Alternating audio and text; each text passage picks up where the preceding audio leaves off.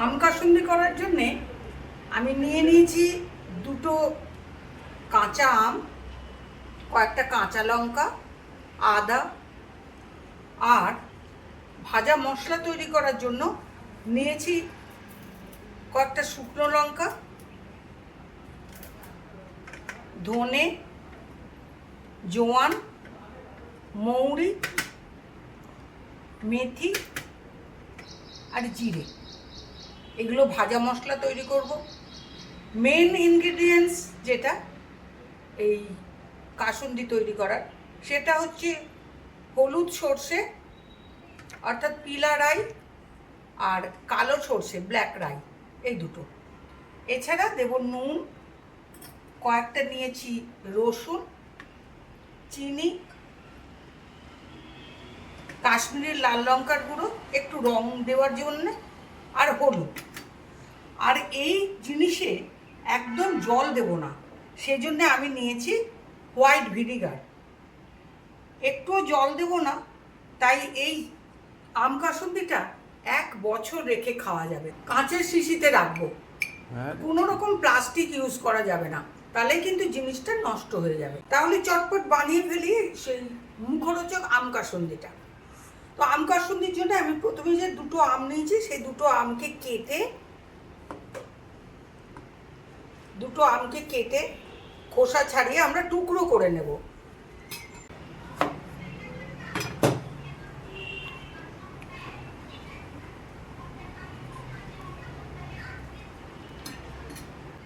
আদাটাকে খোসা ছাড়িয়ে কেটে নেব। আদাটাকে একটু ছোট করে কেটে নেব।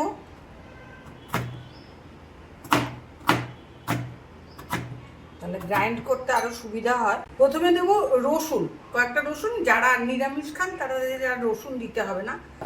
প্রথমে দিচ্ছি রসুন কয়েকটা, এরপরে দিয়ে দেব লঙ্কা। সমস্ত জিনিসগুলোই আমি প্রথমে ধুয়ে একটু রোদ্রে শুকিয়ে নিয়েছি, এতে কোনো জলের ব্যবহার করা যাবে না। রসুন দিয়েছি, এবার দিচ্ছি লঙ্কা, এবার দেব আদার টুকরোগুলো দিয়ে দিলাম, আমের টুকরোগুলো,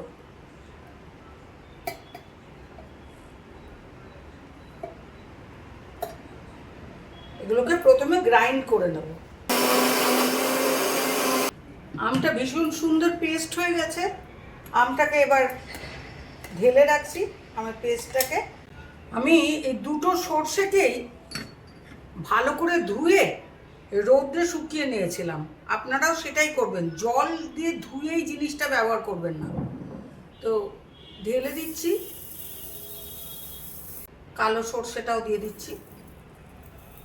হোয়াইট ভিনিগার ব্যবহার করছি, এতে একদমই জল দেয়া যাবে না।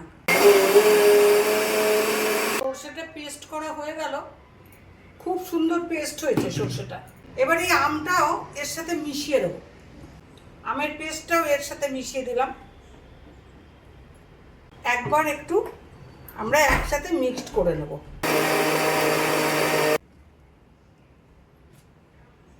দুটো একসাথে সুন্দর মিক্সড হয়ে গেছে। দেব কয়েকটা শুকনো লঙ্কা, জিরে, মেথি,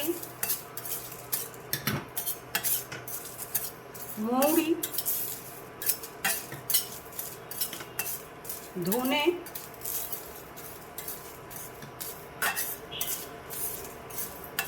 আর যাতে এই জিনিস খেয়ে কোনো রকম অ্যাসিডিটি না হয় তার জন্য দিচ্ছি জোয়ান। এই সব কটা মশলাকে একটু রোস্ট করে আমরা গ্রাইন্ড করে নেব।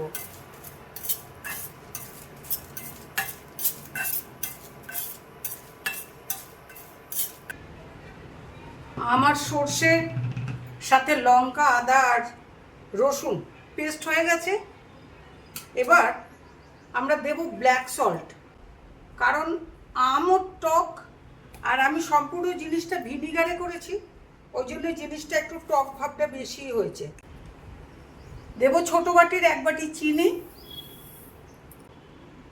হাফ চামচ হলুদ গুঁড়ো, দিচ্ছি 1/4 চামচ কাশ্মীরি লঙ্কার গুঁড়ো। একবার মিক্সিতে একটু মিশিয়ে নেব।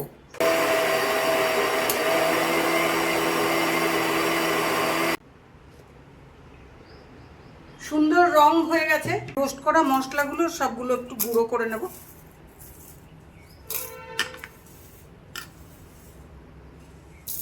প্রতিটা মশলাই আমি ধুয়ে ভালো করে রোদ্দুরে দিয়েছিলাম। এই সব গোটা মশলাগুলো ধুয়ে ভালো করে রোদ্দুরে দিয়েছিলাম, নাহলে একটু নোংরা থাকে তো, এগুলোকে ভালো করে রোস্ট করা মশলাগুলো সুন্দর সুন্দর গ্রাইন্ড হয়ে গেছে। এটাকে আমরা এবার এতে মিশিয়ে দেব। আম সর্ষে পেস্টের মধ্যে আমি এই গ্রাইন্ড করা ভাজা মশলাগুলো, যে রোস্ট করা মশলাগুলোকে দিয়ে দিলাম। খুব সুন্দর গন্ধ বেরিয়েছে। এবার এই পেস্টটা যেহেতু একটু গাঢ়, এর কনসিস্টেন্সিটা একটু পাতলা করার জন্য আমি ভিনিগার অ্যাড করে দিলাম। আমি বারবারই বলছি একদম জল দেবেন না, একটু ভিনিগার অ্যাড করলাম। সরষের তেলটাকে একটু গরম করে নিই।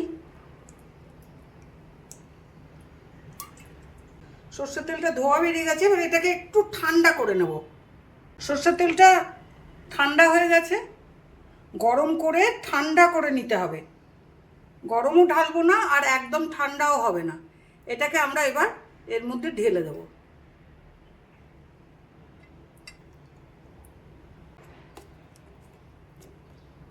খুব সুন্দর গন্ধ বেরিয়েছে এই আম কাসুন্দির।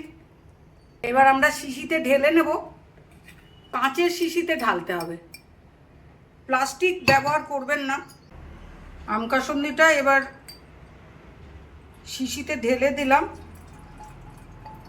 এই আম কাসুন্দিটা 1 বছর ধরে খাওয়া যাবে, যেহেতু এতে কোনো রকম জল দেওয়া নেই।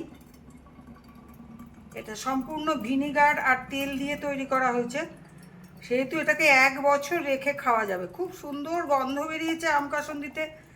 আপনারা প্রত্যেকে তৈরি করবেন আর এটা খেয়ে বলবেন কেমন লাগলো। এটা ভালো রাখার জন্য আরেকটু ওপর থেকে আমি ভিনিগার দিয়ে দিচ্ছি। নর্মাল টেম্পারেচারে ঘরে রেখেই এটাকে 1 বছর ধরে খেতে পারবেন। আর একটা কথা, এটা তৈরি করার পর এটাতে সম্পূর্ণ দেবেন না। সম্পূর্ণ দেওয়ার পরে আপনি যদি ঘরে রাখেন তাহলে এইটা সমেত ফেটে যেতে পারে, কারণ হচ্ছে সর্ষে তো, একটু অল্প করে ফাঁকা রেখে এটাতে দেবেন। তবে আমার তো মনে হয় না 1 বছর যাবে, কারণ এত সুন্দর হয়েছে, প্রত্যেক দিন বাড়ির সবাই খেতে চাইবে। ভিডিওটা ভালো লাগলে লাইক করে দেবেন, চ্যানেলটা সাবস্ক্রাইব করে দেবেন, কমেন্টে লিখে জানাবেন কেমন লাগলো। দেখা হবে আবার পরের ভিডিওতে। ভালো থাকুন, সুস্থ থাকুন।